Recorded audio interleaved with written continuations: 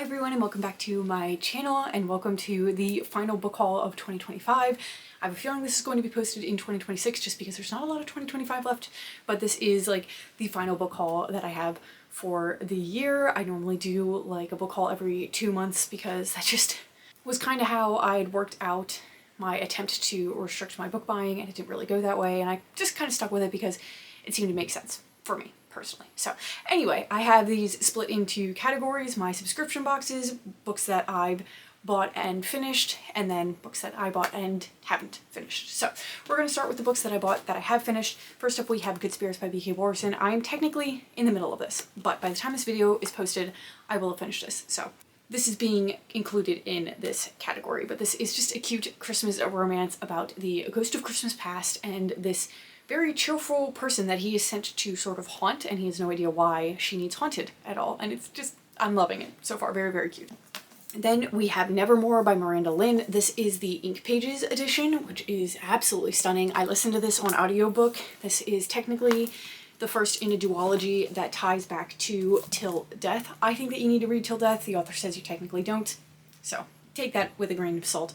My opinion. Anyway, not the author's opinion. My opinion. Take with a grain of salt. But I really loved this book. I don't really know how to talk about this one without spoiling things for the first one, so I'm not going to explain the premise of that one. Then I finally got an edition of Wild Eyes. I've been trying to find the ones with the numbers on the spine and can't seem to find those in stores for some odd reason. But I finally found this one, and I read this quite a while ago at this point. This is obviously the second book in the Rose Hill series by Elsie Silver. And this one follows a pop star who is kind of looking for a reset in her life, and she decides to go to Rose Hill. We have Sins of Silas. This is the second book to Eliza of Lena. This is a really fantastic fantasy series, wonderful found family in here, and I adore this cover. Like, this is getting traditionally picked up, but I really wanted the indie covers of this, which is why I bought this one. Then we have Wisteria by Adeline Grace. This is so random because I think I read this in 2024, if I remember right. I've just been waiting for the paperback edition to come out, kind of forgot that I was waiting for this to come out, and then randomly remembered and went and looked and went, yes, the paperback is in fact a thing now, so we picked this up. This is the third book in the Belladonna series, which is a wonderful YA sort of gothic fantasy. Then a really recent edition, we have A Lovely War. I was listening to this on audio and went to a used bookstore and randomly found it there, and I was like, you know what, I'm really loving this book. I would love to finish it reading it physically, because I felt like kind of reading through the audio, the chapters are so short and it bounces between perspectives. It was kind of taking me out of the story the way that it was done, and I thought I would enjoy finishing it in a physical book more, and that was definitely the case. This is like a historical fiction about some couples in World War I told from the perspective of Greek gods, which was a really fun setup. Like, I've never seen a book narrated that way. Then we have the Gingerbread Bakery. This is, I don't even know, like maybe the fifth book in the Dream Harbor series. I've just been picking the books up in the season that they fall in to kind of get that extra experience of reading them when they're set. So this was the Christmas one that I haven't read yet, and that's why I picked this one up. But it's about a bakery owner that is trying her best not to fall for the local tavern owner in the town. They definitely don't like each other, but there's like this added history that nobody really knows about. And it was a cute, fun, good time. Then the next book on this list is Holiday Ever After. This was sent to me by my friend Malika. We've read all of Hannah Grace's books together, and I expected to love this one because I love her Icebreaker series. I did not love this one, so I'm actually probably going to end up unhauling this, but I at least still have it for this book haul. Then actually, we did this completely out of order. We have The Lies of Lena. Obviously, I already shared the second one. Forgot that this first one was in the list as well, so yeah. Then another one that I read on like my Kindle before I decided to get the physical copy is The Housemaid's Secret. This is the second book to The Housemaid, which, completely off topic, the movie came out recently and I really want to see that to see whether or not it follows these books. But yes, I did really enjoy the second one, so I wanted the physical copy. And then lastly, for the books that I purchased and have since read, we have Savage Lands. This was one that I listened to on audio and really loved, and really needed to pick up a physical copy because I love these indie editions. And that actually kind of segues into a huge stack that I have for the bought and haven't read yet, and that is the remainder of the Savage Land series. This is 7 more books in the series.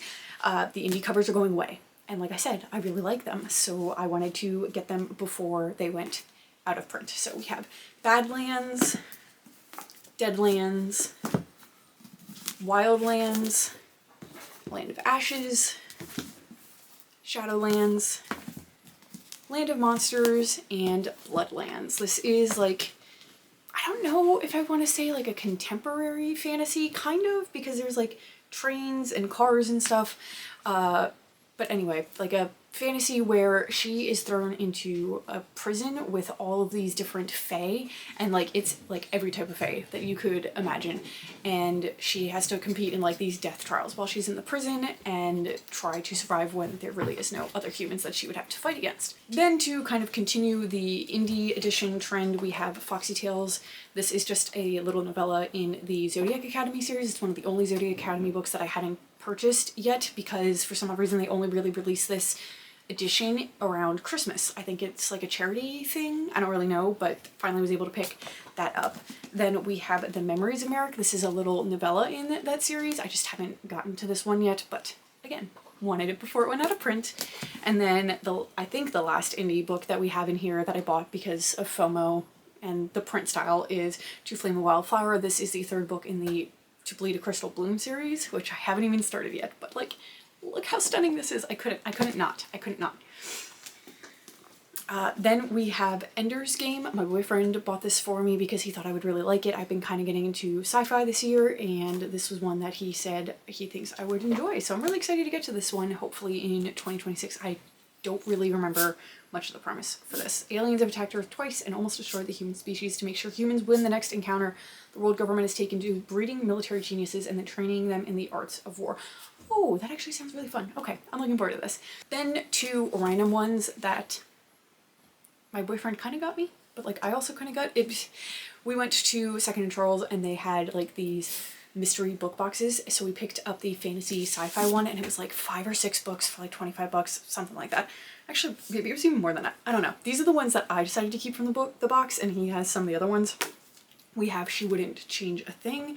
This is about a 39-year-old who wakes up in her 17-year-old body, and she doesn't know how she got there. All she does know is she has to get back to her home in Mississippi, her job as a successful psychiatrist, and most important, to her husband, daughters, and unborn son.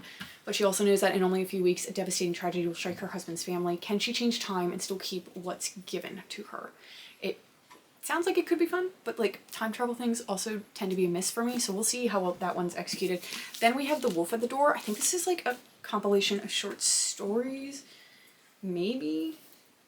It's a brand new collection showcasing some material that's never been seen before, short stories, but also poems, essays, and ephemera that give us a window into the mind of a literary powerhouse whose worldview changed generations of readers' perception of the universe.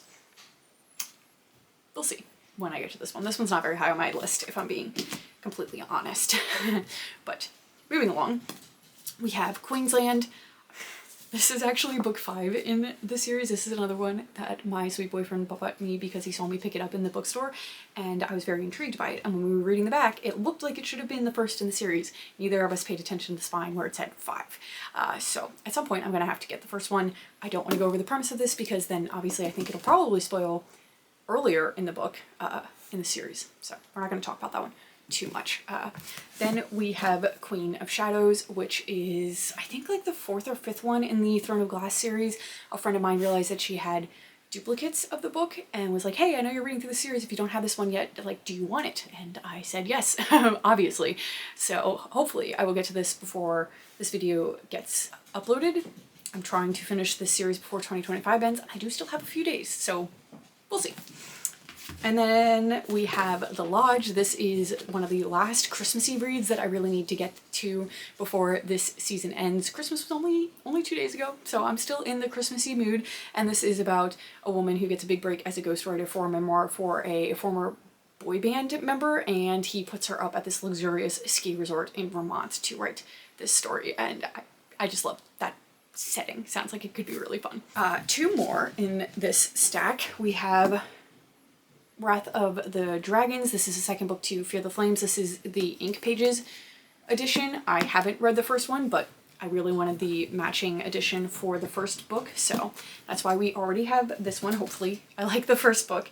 And then lastly is a Christmas present that my partner at work got me, which is City of Brass. This is like a special edition that they just recently came out with, which is very, very beautiful. I've been wanting to read this series, so this should give me a push into reading that. Then my last category that we have is my subscription boxes. I have a Fairloot, an Illumicrate, and most recently a Mystic Box subscription. So a lot of these are books that I don't really know the premise of at all, but you know, it gets me into new books that I maybe wouldn't pick up, and sometimes I end up really, really loving them. So first up, we have some of the books from my Mystic Box subscription. You get 2 every 2 months. So we have Fiery Little Thing by Avina St. Graves and Skin of a Sinner. These are like really stunning books, but I don't know too much about them. I think one of them is about a pyromaniac, but I'm not positive on that. Dark romance can sometimes be fun just going in, not really knowing. I do have my last subscription box for the year from them on the way, but I don't think I'm going to get it before 2025 ends based off of my tracking. So I'll just end up including that in the next book haul that I do. Then we have a Fairyloot book, which is Fallen City by Adrienne Young. I don't know if I'm going to read this. I read 3 of her books this year, ended up not really enjoying them, so it's really, I just don't know. I just don't know if her writing is for me at all. Yeah, so we'll see on this one. I don't know the premise for any of these, so that's why I'm not really sharing any of them. Sorry about that. Then we have A Rather Vengeful Accord. This is an Illumicrate book, and I love the colors on this because of the purple, like really, really pretty, and the artwork is really fun as well. Ooh, I hadn't even seen the naked hardback. That's stunning. Okay, anyway. This is about an elite college. Gravers raise the dead to turn corpses into unnatural abominations while spirers battle undead horrors in grand arenas, thrilling crowds, and divine spectacle. Ooh, I hadn't read that at all, so like, that sounds really fun, actually. Then we have like a more cozy looking one. This is also Illumicrate, and that's The Bookshop Below. This one just kind of gives cozy fantasy. I don't know if it's actually going to be, but that's kind of what it looks like to me. Another Fairyloot that we have is 7 Deadly Thorns. Again, this is not one that I know anything about. I haven't even really heard anything about this one, but the picture kind of gives like dark academia, like an academic style setting, which would be really, really fun. Let's see, something about dark magic, sending a royal assassin to kill a young girl who has shadow magic. Ooh. And he's given a cursed tattoo, 7 thorns on his arm. For the 7 days he has to complete his deadly task. If he fails, he will be the one to die. Okay, that also sounds really fun, kind of. So many books, so little time. Then another Fairyloot, we have Dawn of the Firebird. This one I have heard talked about in a podcast that I listened to with Freya and Jamie. They actually have YouTube channels as well. I don't quite remember what the premise is for this, but I know that they absolutely loved it. They did an interview with the author, and it sounds like something that I would really enjoy. So I'm actually really excited that that came in one of my boxes. And then lastly, we have a Chloe Gong book, which is Coldwire. Her books kind of seem like a mix between fantasy and sci-fi. I've never read any of them, but I have heard some good things, so I'm kind of happy that I got one of them so that I can actually pick up her writing. So those are all of the books that I got in the last 2 months. I think that's all the books that I'm going to end out the year on. We'll see. But yeah, anyway, those are all the books. Let me know if there's any in this stack that you think I should really try to prioritize in 2026, and we will do our best. Thanks for watching. Bye.